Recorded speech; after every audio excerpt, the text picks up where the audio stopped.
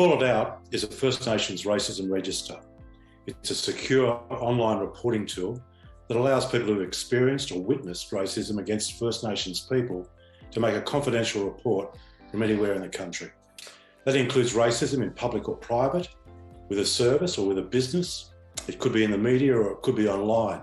And we're also interested in accounts of systemic or institutional racism. What we're hoping to do with the register is to provide a space where people can express their feelings, express what's happened to them and tell their story. Developed alongside the National Justice Project, Call It Out will record and track reports of racism throughout the year.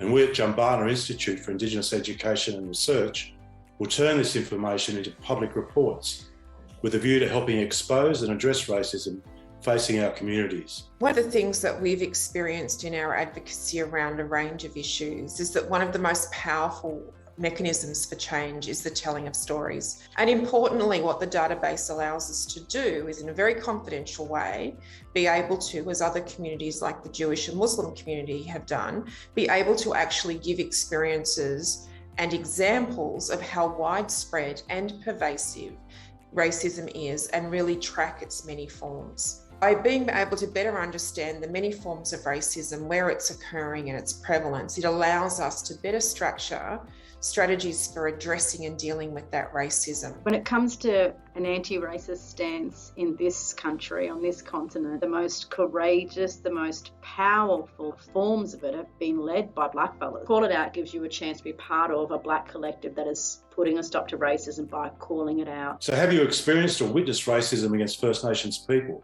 We'll call it out by visiting www.callitout.com.au. You can follow the prompts to make a confidential report and help us stop racism against First Nations peoples.